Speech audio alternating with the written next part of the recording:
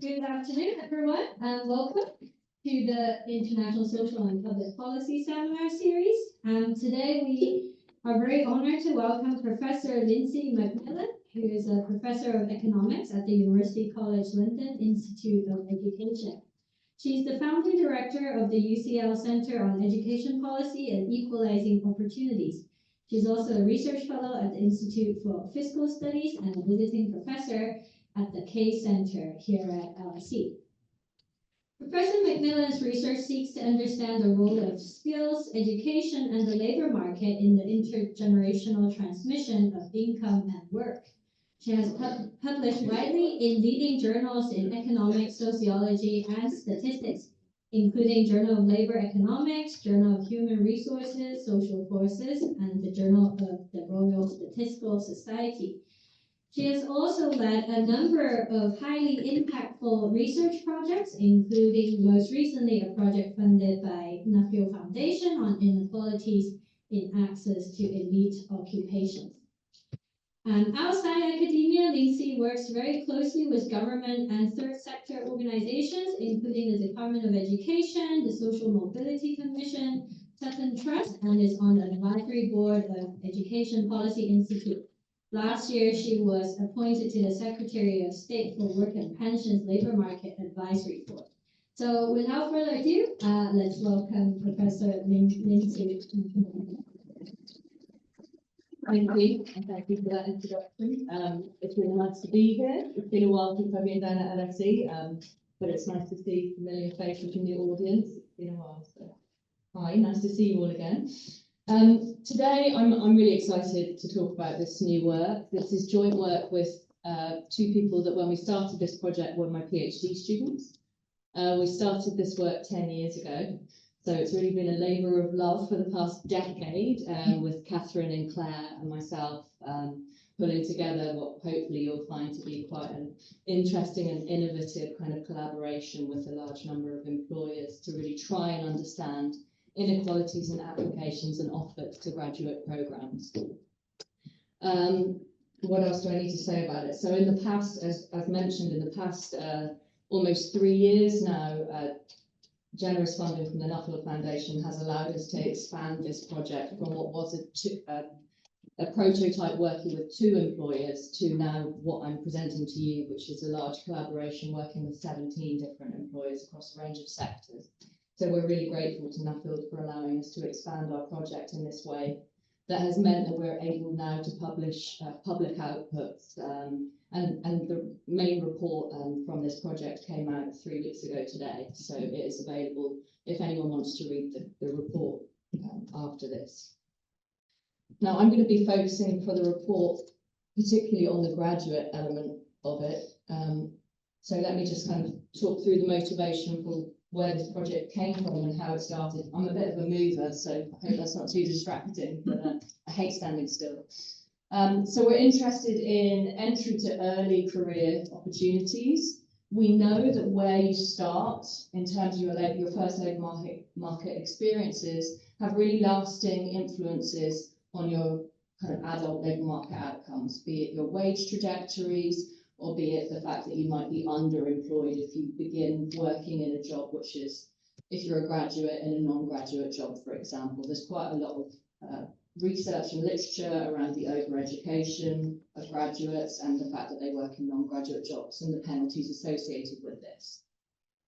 We're interested in particular on entry to professional occupations. We know that on average, these are offering better long-term prospects in terms of earnings, in terms of economic security and stability compared to other occupations. And we also know that these are really crucial for the economy. So they make up around about 1/3 of all the jobs in the economy.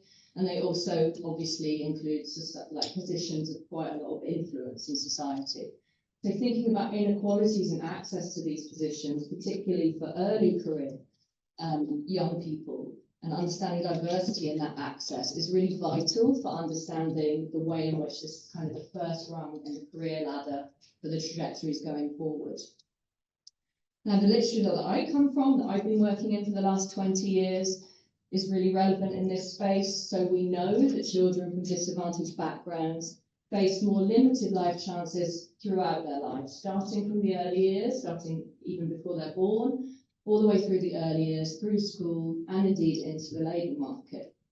But there's this kind of worrying findings that have been coming out over the last decade, showing that when you're looking at intergenerational persistence, so the relationship between the incomes of parents when you're growing up, and then your own incomes when you become an adult, you find that family background, parental income really persists when you look at the adult outcomes of people from different backgrounds, even when you're comparing young people that have had very similar educational experiences. So there's this kind of long shadow, this long penalty for coming from a deprived background, even if you've ended up doing very well throughout your educational experience, very high attaining, attending high-ranked universities, for example, that really does persist into adulthood. And this is telling us that the education system alone can't equalise opportunities, right? We need to also be thinking about what's happening in the labour market after people have left the education system. Some recent work that we published as a working paper last year, which is also from the Snufffield funded project, but using secondary data from the Next Steps data set, shows that lower socioeconomic background young people and women work in lower ranked occupations than their higher socioeconomic background or male counterparts, even when you're comparing people that have got the same qualifications. So this is suggesting that access to different types of occupations is driving part of that persistence that we see occurring across generations in family incomes. But so far, little is known about why these inequalities persist. And one of the key questions that we're trying to get at with this report, with this data that we're working with, is are underrepresented groups not applying to these roles in the first place? Or are they applying but not being hired? Now, obviously, the policy prescription varies very, very widely depending on which one of these is true. But before we've been able to look at this data, what we've only been able to observe is who ends up in these jobs, not whether they're applying in the first place. So that's really kind of the key contribution that we're trying to make here. Obviously, we're working with a lot of employers, which I'll come on to talk about in a second. So we have to motivate these topics beyond equity reasons. We also have to make efficiency reasons for why we're focusing on inequalities in the labour market. So there is a growing body of evidence showing that more inclusive labour markets have higher levels of productivity, great for the growth mission, if we make better use of the talent that's available in the labour market. There's also the mismatch literature, which shows complementarities between the match of young people and occupations. That means that there will be more productivity if young people are better matched to the occupation that they're working in. So there's this strong business case for diversity, which is growing. I mean, even kind of in a climate where DEI is not necessarily very favoured, perhaps that's more the case on the opposite side of the Atlantic, but there is a strong business case for thinking about DEI initiatives and for thinking about inclusion and diversity in this space. So in a nutshell, what I'm going to do is not to plant over again, I've already done that once today, is ask how the applications to graduate programmes in professional occupations vary by socioeconomic background, by gender, by ethnicity, and the intersections. And actually, to give it away a little bit, the gender story here is very, very similar across men and females. So I'm going to focus on socioeconomic background and ethnicity in particular today. We're then going to look at why inequalities occur. So at what stages of the recruitment process do we see people from underrepresented groups being filtered out? And then we're going to ask what might be driving these differences. So what's the role for different detailed characteristics that we can see in these inequalities that end up arising?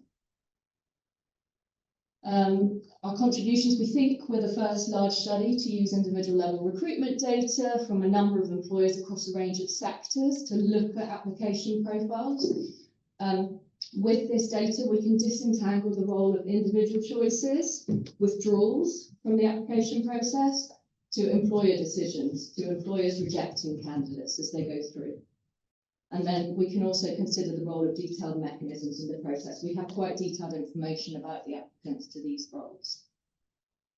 So This is going to be the outline of the talk. I'm going to spend quite a lot of time talking about the data because it's really cool. And frankly, the analysis is pretty simple, but the data is really cool. So when I get onto the analysis, I'm just going to talk through like the 4 main pieces of analysis that I do, which is benchmarking the applicant pool to a national pool of graduates to really get at how representative the applicant pool is. Are people not applying in the first place? We're then going to look at modelling success. Okay, we're then going to look at modelling success rates, so inequalities in offer rates by different characteristics. And then we'll move on to look at the mechanisms. So we'll look at stages of recruitment, online test phase versus face-to-face phase. And then we'll do a decomposition finally of inequalities by characteristics that we can observe. And I'll end with some conclusions. Okay, so as I said, this is very cool data. And what happened was back in 2015, and I can actually name one of these firms because they've gone public since our report was released 3 weeks ago. PwC. We started working with them to help them collect information on the parental occupation of applicants to all of their entry-level roles. So they started including questions in their application form in the equal opportunity section about the socioeconomic background of their applicants. We also were working with one other firm in parallel at that time, and then applied to a few different funders. As we all know, this is a bit of a game. And eventually in 2022, Nuffield Foundation very kindly said, yes, this sounds great, let's go, expand. So we told Nuffield that we would recruit another 10 employers, and the way that we could do that was by approaching from a sample frame of just short of 60 employers who featured both on the Times Top 100 graduate employers list, and either, because of our focus on socioeconomic background, the Social Mobility Index, because of our focus on gender, the Times Top 50 Employers for Women, and because of our focus on ethnicity, the Race at Work Charter signatories. So we approached 59 employers, and 27 employers came back to us and had initial conversations with us. And from that, we ended up with data sharing agreements for 21 firms, which I think was, quite shocking to us. It took a lot of time, all of this, but it also meant that we kind of double shot what we were aiming for in terms of what we said we would do for Nuffield. So the ask was in return for the firms sharing with us their individual level anonymized recruitment data to all of their entry programs each year. We provide them with an annual report with employer-specific analysis just for their data, but also where possible with industry-level benchmarking if we had 3 or more firms in an industry, and also with national benchmarking, which we've got from the administrative data. So essentially free consultants, right? They loved it. It turns out it was very popular. We should have charged. But anyway, we live and learn. So to date, we've received individual level recruitment data from over 2 million applicants to 17 employers across entry-level graduate, internship, and school leaver and apprenticeship programs. So there's 3 different entry points here. I'm just going to talk about graduate entry today. The rest is in the main report. So our 17 employers span the public and the private sector, and we have enough firms in accountancy and professional services and in law to do sector level analysis for those employers too. So employers shared their individual level anonymized data with us from their recruitment systems and did a direct kind of secure transfer. We store it in the data safe haven at UCL, which is like the place where all the NHS data is stored essentially, which is way over the top for individual level anonymized data. But it made them feel better, and that was the name of the game, right? Like, this is really secure, it's a walled garden. I learned all these phrases that were really important for employers to hear. So, walled gardens, that's the winner. So, we've got a lot of data in the data safe haven, is the long and short of it. Now, the focus for this paper is about benchmarking the issue. How big is the issue? How big are these inequalities in applicants and offers to these different entry routes? And so we're focusing on UK applicants applying in the latest recruitment year. So typically this is 2023, 2024 recruitment year for entry to graduate entry-level roles, and they have to have a valid recruitment outcome. So we have to see the end decision. either they withdrew, they were rejected, or they were accepted. Any questions so far? Please interrupt me if you want to. I really, really like people talking to me during presentations. Otherwise, I think I'm boring everyone. So do ask if you have any questions at any point. Okay, so from the yes. So do you also record whether they were accepted and then didn't decide to take the job, or We only get as far as offer. okay? Okay, so we don't know if they end up working in the firm, and frankly, we don't know what happened if they did end up working in the firm, which would be most useful, because then we could actually look at the productivity of these workers, but no firms seem to link their recruitment data to their workforce data. So we're doing a separate project, which is funded by ESRC, which is looking at progression, and we're using workforce data there, where people are collecting information on the equal opportunities of their workforce, and it's kind of a time series where we can see performance ratings and promotions and time to promotion, which is another different interesting project, but it's just not linked to the two of them, which is frustrating. Hi. I wondered if you could notice applicants who might have applied to the same or different firms. We wish we could do that. It's anonymized, so we just cannot. We don't know any personal characteristics in the sense that we wouldn't be able to match individuals across firms. If they were giving us their names and addresses, we could do that. I mean, we can talk about this again when you see the results, because I suspect there is some of that going on, but we just cannot identify these people in the data set. Is it just private sector? No, it's public sector and private sector. sector. Okay, so the focus of this research that I'm going to show you today is on the 117,000 applicants in the top right corner, who are applicants to graduate programs in the sample baseline year, which is the most recent recruitment year. We have, as you can see from the left-hand column, a ton of data over time, and the next report for Nuffield, which is due out into the summer, will be looking at changes over time in inequalities. But for now, we're just kind of stating the problem. We also, as I said, have school leaver apprenticeship and internship data, which we also analyse in the report.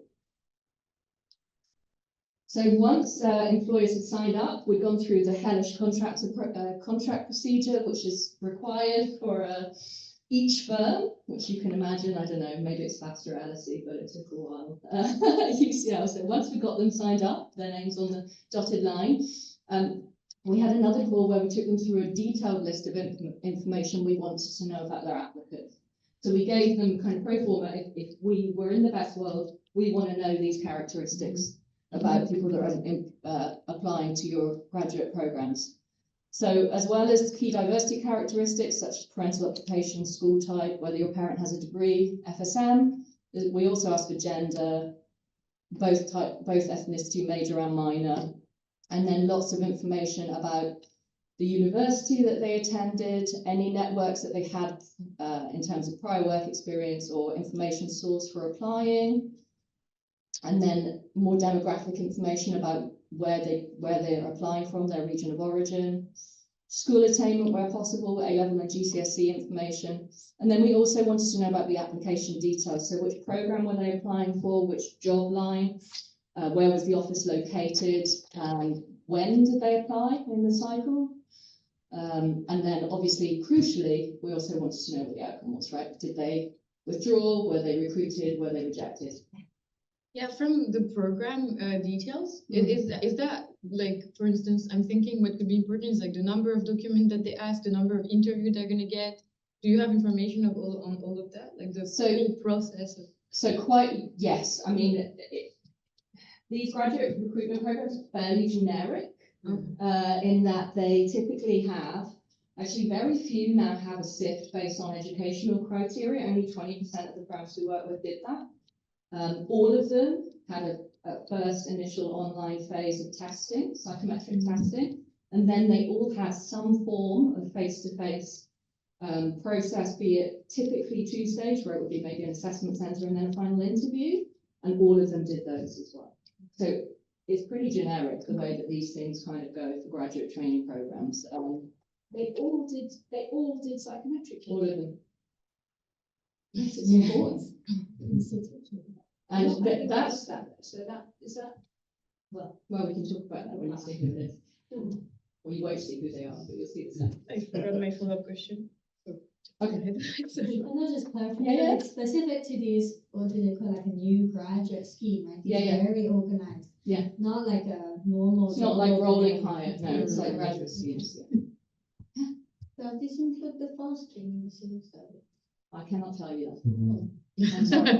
I'm not allowed, one of the deals of sharing the data sharing agreement was I wouldn't identify any firms unless they had identified themselves publicly. Because you said public sector, the fostering used to be across the whole of the public sector, not specific one. I think. Yeah. Push it a bit. The public sector is very big.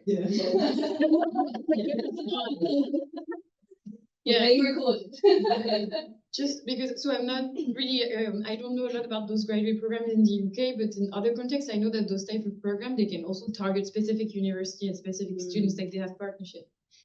These things matter. All right. You're guessing my findings. Okay, so let me kind of describe the data. I presented this in Vienna just before Christmas, and they were like, "You measure socioeconomic background? Like, this is bizarre, right? Like, employers are asking what your parents did. Like, we're really obsessed with that in our country." So over the last decade, employers have started to capture the socioeconomic background on the application forms alongside other protected characteristics. So this is just kind of 4 different examples when you kind of scroll through government websites about the advice that government and Social Mobility Commission offer employers in terms of what you should do when you want to ask these questions from your employees or your potential applicants. So there's a toolkit. There's a follow-up to the toolkit in terms of guidance where they say, we don't quite like that, we're going to give you some different guidance, and there's all these different measures. But the main 4 that they always talk about, and they're kind of in ranked order in a sense, and you'll see that actually firms typically just ask the first 2, are about the parental occupation of the main earner in your household when you were 14 years old. Fairly standard question in surveys, but, you know, and then also about the type of school you attended, so typically public or private school. And then they also ask about free school meal eligibility when you're at school and your parents' highest qualification to get this first in the family, are you the first to go to university type channel. So these questions are asked in the equal opportunity section of application forms, and they clearly state that they're not used in the recruitment process. So these equal opportunity sections are not observable to the people making the recruitment decisions. The response rates to these equal opportunities, we also like filling in this data apparently. Over 80% response rate. You know, that was another question. They're like, and people tell you, like, it happens. Like, this has become a normal thing, which I think is great that people are willing to kind of share this information for monitoring and research purposes, which is what the kind of privacy notice on this section says. Fortunately, we are covered by that. There is, as I said, some evidence of employers just using the top 2, so parental occupation and type of school attended is asked more often than FSM or parental education. So I said there was 21 employers that signed up. 4 of them weren't collecting socioeconomic background information when they signed up with us. So there's some real life impact already. They started collecting the socioeconomic background of their applicant, and they will be included in later parts of the study where we start doing more analysis kind of over time. So just, and this is a bit small, but just to give you a sense, this is what the guidance says about asking about the parental occupation of applicants. So what's the occupation of your main household earner when you're age 14? And what firms do is they put each of these into like a drop-down box. So you could choose modern professional and traditional professional occupation, for example, but it gives examples, right? Teacher, nurse, physiotherapist, social worker, etc. And then it tells you what to code them as. So professional background, intermediate background, and then lower socioeconomic background. I mean, when I read this, I think the intermediate background group is just like massively underrepresented. Even, you know, for any of us who are used to kind of thinking about survey questions, you've got an intermediate background here, you move on to lower socioeconomic background, and then, up pops another intermediate down here, which just makes no sense at all. And intermediate are generally like underrepresented in all of the data. And I think that this is the problem with the way these questions are being asked. So we're going to kind of feed back to Social Mobility Commission that maybe this toolkit needs to be amended slightly. Why 14? It's the typical age actually that these questions are asked at. So in Understanding Society and the LFS and kind of all the big surveys that try and capture retrospective information, it's supposed to be the time at which, you know, you're old enough to kind of remember what your parents did, but you're young enough that it will be having a material influence on your childhood experiences. Yes? Thanks. I might be taking on too much detail, but nurse and a scientist or medical practitioner who's a doctor might have completely different income. Yes, I mean, this is measuring occupation. This is not measuring income. We should be very clear about what this is measuring. It's just occupation. On grounds of having certain degrees, certain level of education. Yes, and you know, I think the theory or the thinking is that a teacher or a nurse, they would be degree educated in professional occupations, and so that's really what the channel we're thinking of. We're not thinking of, and I might slip into talking about poorer versus richer kids. That's not what we're talking about. We're talking about professional background versus lower socioeconomic background. And so the overall rates of answering were relatively high. I was wondering if there's much within variation of respondents in terms of selectively disclosing certain characteristics versus not? So they're being, well, that's really difficult to know because they would just be missing data, right? Yeah. So we wouldn't be able to tell who was missing. Let me show you what the representation looks like, and you can tell me if you think people are missing. Yeah. It's pretty good. It's always hard to benchmark these because you can only benchmark on what you've got, right? But let me show you what it looks like. Okay, and then what type of school you attended. We've got state, independent, fee paying, or international. So just for the general purposes of the analysis, if we focus on the all column, essentially we're working with 17 employers where we've got a range of information across all of the characteristics. We don't have information on A-level grades for the full population, or the kind of degree class attended, or indeed the month of application. Accountants love data even more than we do, so they are really good at collecting data. And so for our 3 accountancy firms, we have more detailed information also on the UCAS points of applicants, on the degree class, and also on the month of application. So what we can do with the, fortunately, they're broadly representative. What we can do with the accountancy sector is a more detailed decomposition at the end, where we really try and compare very, very similar candidates in terms of these more kind of nuanced measures of human capital. Okay, yeah. Sorry if I missed it. Did you say how you collect network? For the case of this, it's how did you find out about the graduate scheme? It's not okay. it's not what we would perfectly want. We also have internship applications that in the main report we talk about as a kind of network effect handling through, because actually the transfer rate from interns to graduate programs is massive, 80%. There's just not enough internship opportunities out there, unfortunately. So the transfer rate is very high, they're quite equal in the internship, but they just make up such a tiny proportion of the overall graduate population that they're not making a difference right now. And they're very much skewed, as you would imagine, towards people who live in London. Okay, so we do 4 things, or I'm going to talk to you about 4 things. We actually have death by charts in the main report, so if you really like charts, you can go and read the report, but it's like a lot.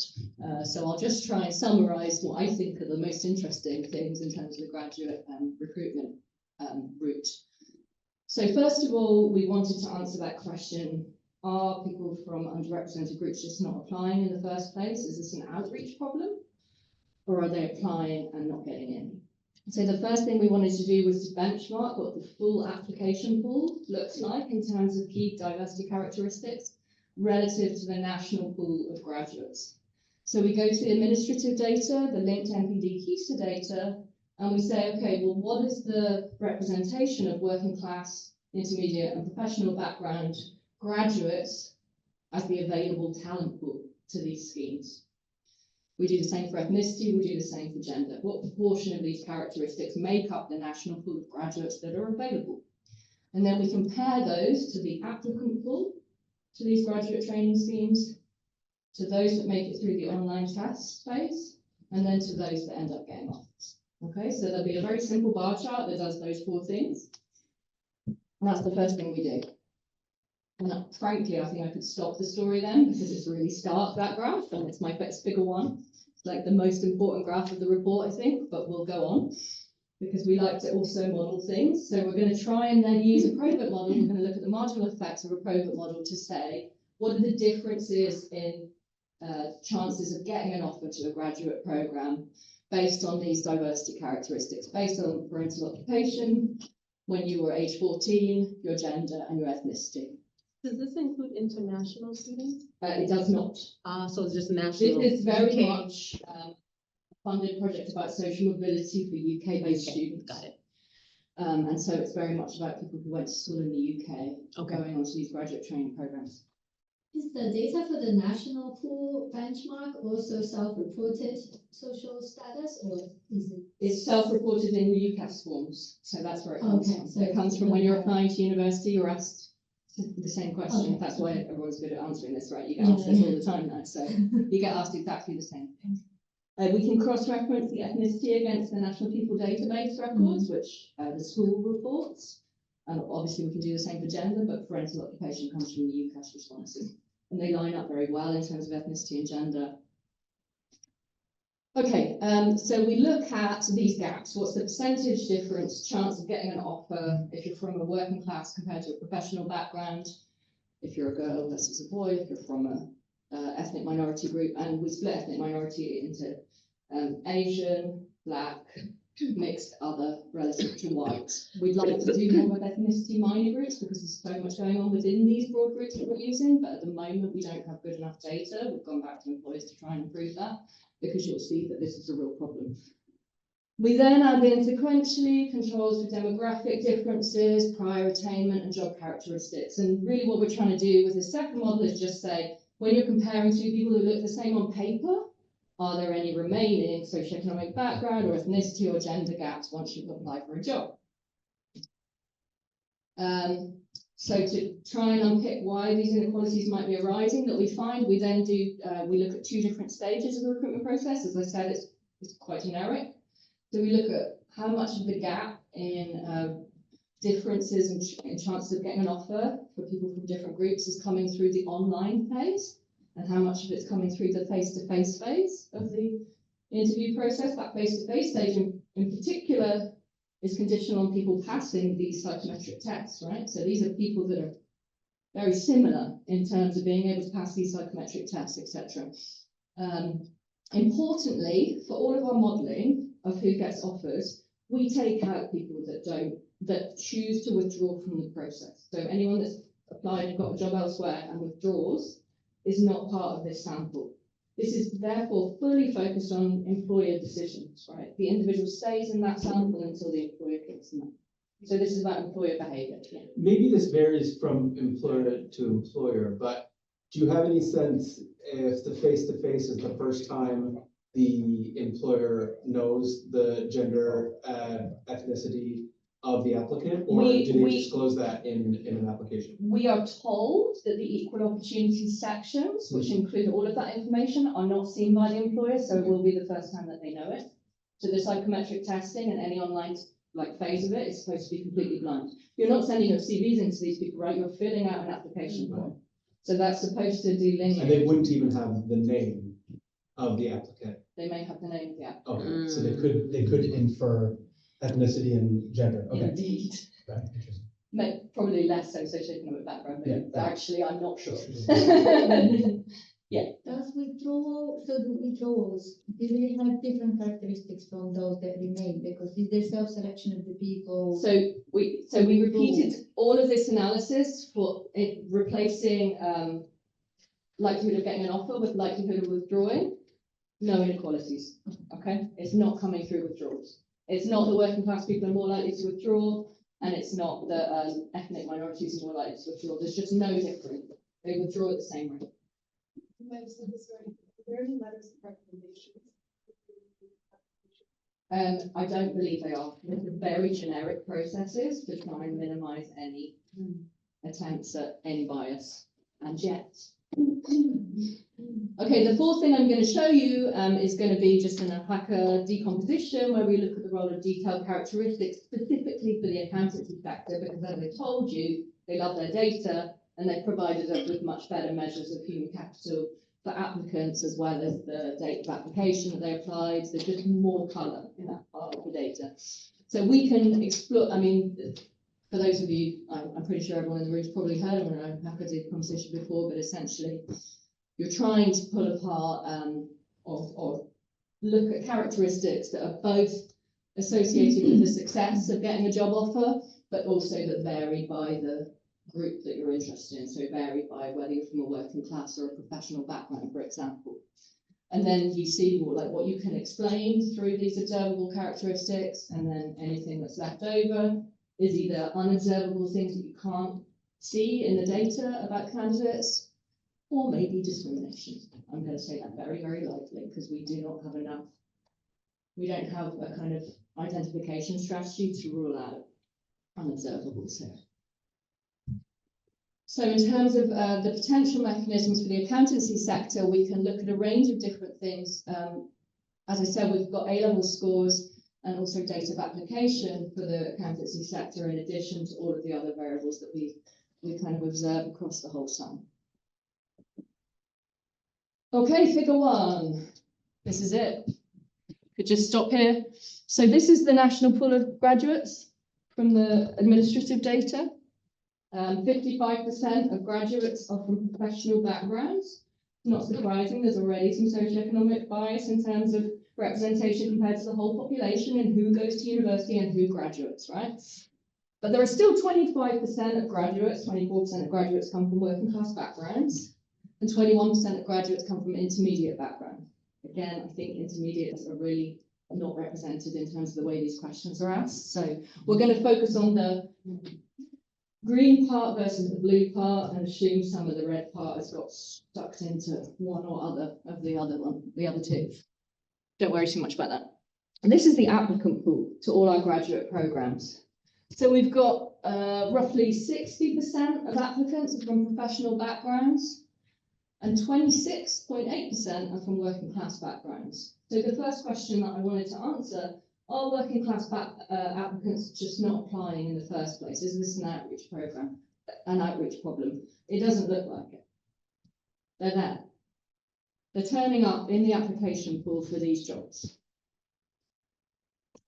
But what you see as you move through the online phase to who gets to the face-to-face phase is that the professional background portion goes up and the working class portion goes down.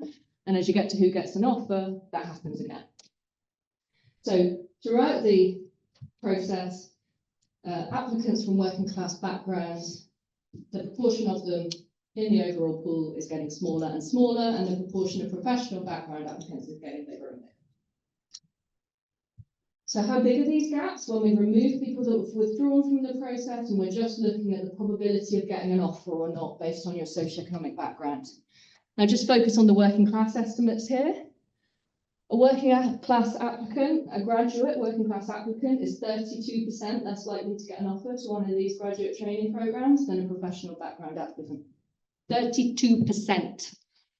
When you control for where they come from in terms of their region, when you control for the university type that they attended, this is a Bolivar cluster, so it's Oxbridge, Russell Group and higher ranked, lower tier universities, and also the subject that they studied at university. This is quite detailed comparisons of their university experience.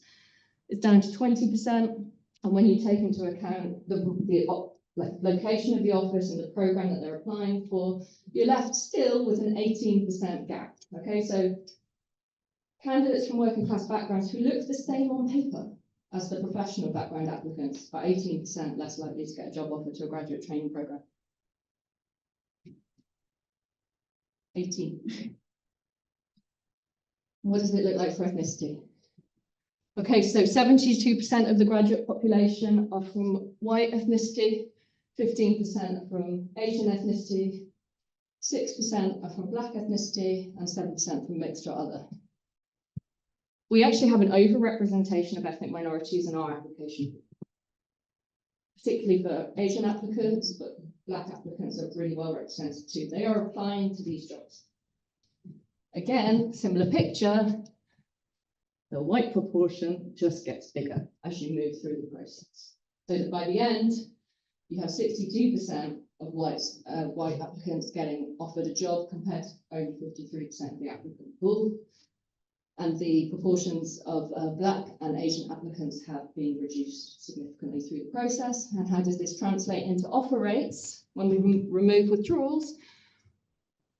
A black applicant is just short of 50% less likely to get an offer to a graduate training program than a white applicant. Even when you're comparing a black applicant who looks the same as a white applicant on paper, they're 35% less likely to get a job offer from these recruitment programs. Horrible, isn't it? When you look at the Asian offer rates, they're also very stark. So Asian applicants are just over 30% less likely to get an offer. And then when you compare like with like, this goes down to about 25%, still 25% less likely to get a job offer. Intersections, I said I'd show you the intersections of ethnicity and socioeconomic background. The overrepresentation of ethnic minority, the Asian group in particular, is coming through Asians from professional background family. So this isn't working class Asian applicants applying more than you might expect. This is professional background. When you look at the double disadvantage of being from a working class ethnic minority group, you're over 40% less likely to get a job offer. And then when you're comparing like with like on paper, you're just short of 40% less likely to get a job offer relative to a white applicant from a professional background. Okay. I'm going to say at this point that the sample of people that have chosen to work with us are on top of their social mobility strategies. They collect data on the parental occupation and all of these kind of characteristics of their applicants. They care enough to take part in the surveys, that in the research that we're doing. Lots of firms just said no thank you. Imagine what their data might look like. There is some positive selection going on here, and it's still quite horrifying. Imagine what it would look like. So what's going on here? What stage of the application process are applicants getting rejected? This is the working class gap that's occurring at the online stage, and this is the working class gap that's occurring at the face-to-face stage. We see about half of that that working class gap compared to professional applicants is occurring at the online psychometric testing phase, and the other half is occurring at the face-to-face phase. So you've still got about 10% chance of being rejected at the face-to-face stage if you're a working class applicant, even if you pass the online test. The picture for ethnicity is different. Black applicants are predominantly rejected at the online phase, the psychometric testing phase. When we get to the face-to-face stage, there's actually not much left in terms of the inequalities and chances of getting an offer rate conditional on getting through the tests. For Asian applicants, it looks more like the working class story, where half of it's coming through the online test phase and half of it's coming through the face-to-face phase. What questions are they asking in the psychometric test? These are like cognitive, like verbal reasoning. It varies a bit. So we've got a funding application in at the moment to try and get more detailed data on the tests and to do some work on comparing across tests, particularly with relation to this finding for Black applicants, because I think a lot of employers are kind of stuck here in thinking about unconscious bias in the face-to-face phase, when actually there's a lot going on here, right? And there's a lot, I think, about understanding graduate recruitment processes and what tests are coming, especially if you're an applicant from a background where no one's ever applied to these programs before. If you're not offered the right kind of information, tests, practice, these kind of things, then you might expect that there's going to be difficulties in terms of when you reach these tests. But this is, you know, this is conditional on the type of university attended. So these are, I mean, I got a review for this I got a review for this funding application, and the person wasn't very polite, but also said something like, you know, firms just want better candidates. You're brave writing that down. I guess it's anonymous, but essentially, you know, when we're conditioning on university, to really be arguing that this is about ability gets really tenuous. So, yeah. I think you kind of answered that question, but I was wondering because especially with bigger university preparing applicants for psychometric tests, I know like friends from abroad failing psychometric tests just because you've studied in a different model in Germany. Yeah, and it was a good university, but if you go to Oxbridge, then obviously it's just like streamlined into and also I see like preparing before career after university, but then access to these universities by Black students is being very big. Yeah, so the next slide, I'm going to talk a lot about university and the role of it as well. So we can talk about that. One of our key recommendations is around this link up between employers and universities, and actually it not just being Oxbridge and, you know, the top few universities that are doing this well. Like, they are not the ones that the majority of these applicants are going to. Right? So this is a pipeline issue in a sense as well in terms of prep. But let's get to the recommendations in a second. So this is the last chart that I want, this is the last thing I want to talk about, which is decomposing the differences in offer rates by working class and professional applicants. Now, as I said, this is just for the accountancy sector because we have more detailed data there. But fortunately, actually, the offer rate inequality is the same in the accountancy sector as it is overall. So working class applicants are 32% less likely to get a job offer in the accountancy sector relative to professional applicants, which is the same as the overall sample. When we look at what's driving this, there's kind of, I guess, 2 or 3 main stories. The first one is prior attainment. So we've got UCAS points, and that can account for about 1/3 of the difference in offer rates. Lower socioeconomic background applicants, on average, have lower UCAS points. The type of university attended also accounts for about another 27%. So overall, this kind of prior attainment, prior educational experiences can account for about half of the gap. And in particular, attending a lower ranked university, so not a university that's Oxbridge or the Russell Group kind of higher tier, it's those coming from the lower ranked universities in particular that are disadvantaged, and that is predominantly where working class applicants are coming from in terms of applying for these roles. The other thing that really jumped out to us was the date of application. That can account for over 10% of the difference in offer rates for working class versus professional background applicants. This is super important because what potentially working class applicants don't know is that these schemes fill up.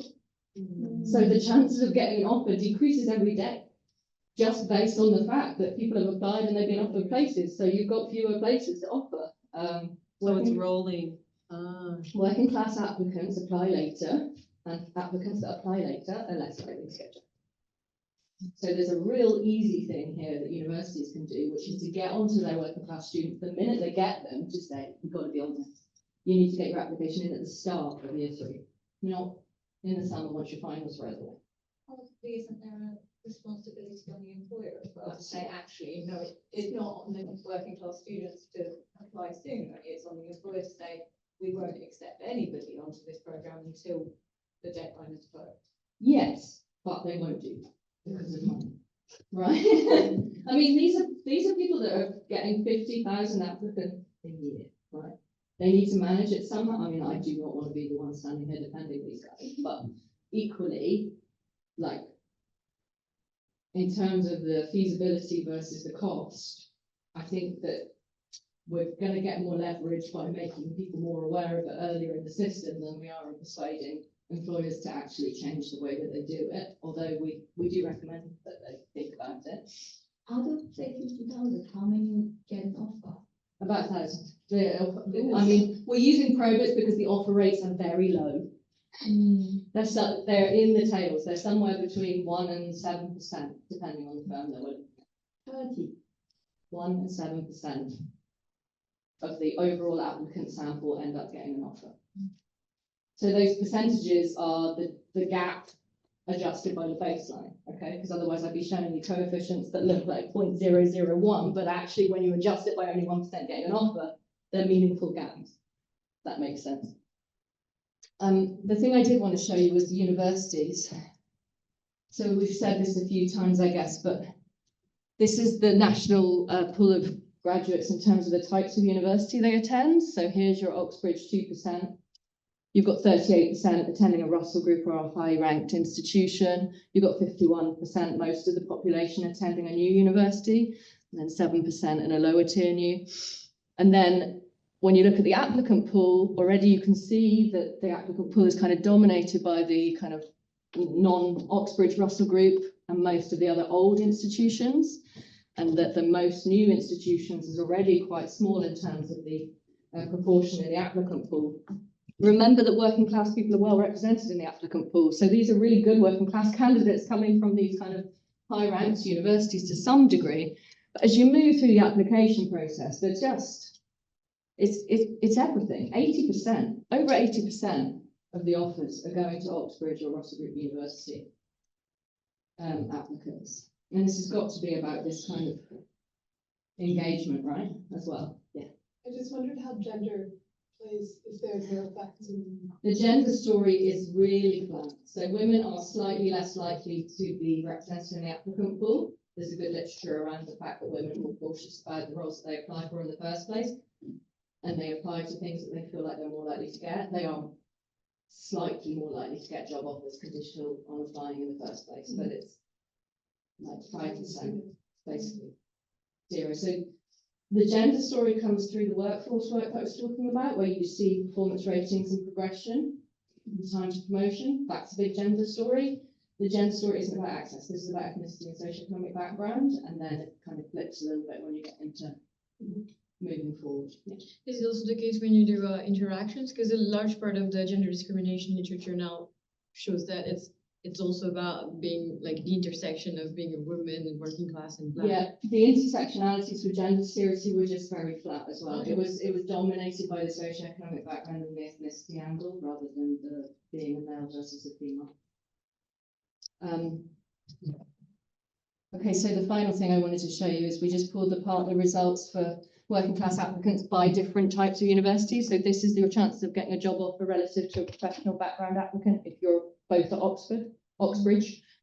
This is the chance if you're both at a Russell Group or other high ranked institution, and this is if your chance of getting an offer if you're both at a lower tier institution. Even though this is crossing the line, this axis is very big because of the large confidence intervals, because very few people go to Oxbridge in the first place. But essentially the effect sizes here are identical across the three different uni types.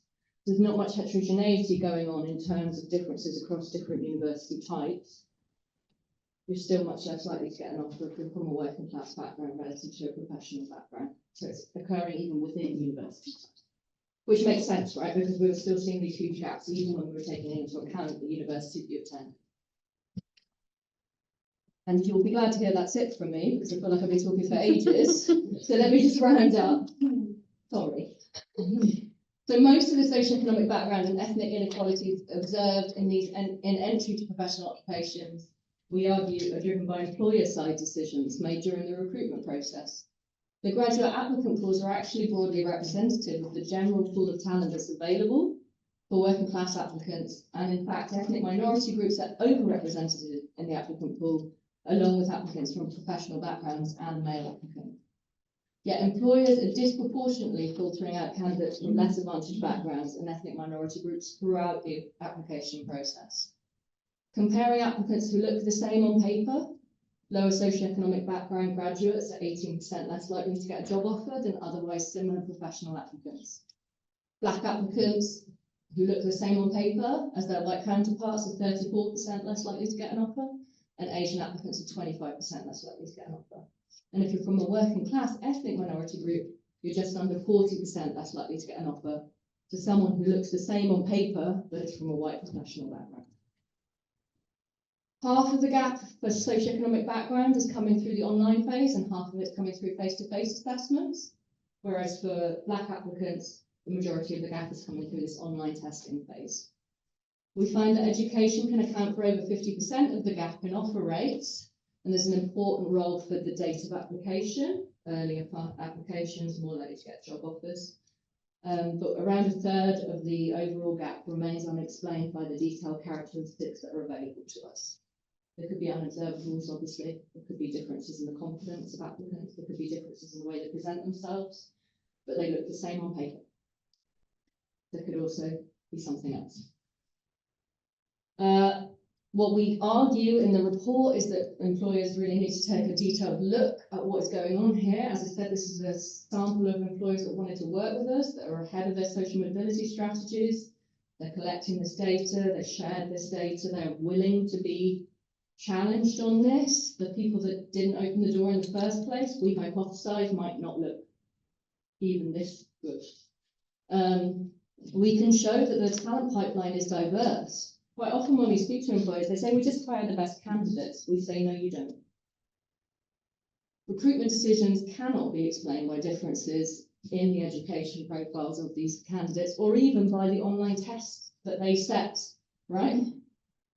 So employers really need to prioritize exploring inequalities for each of the screening criteria and the online test to really see like what is driving these large inequalities that are coming through.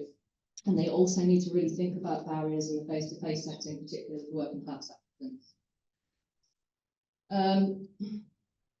There is some outreach work to be done to explain the importance of the date of application, apply early, how much that matters, and crucially, what to expect in a recruitment process.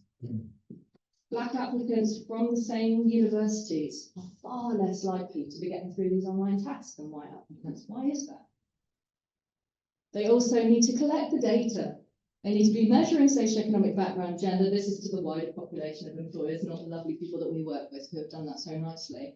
But they need to be collecting the socioeconomic background and indeed all the diversity characteristics of applicants to enable them to have this kind of analysis of what's happening in their recruitment processes.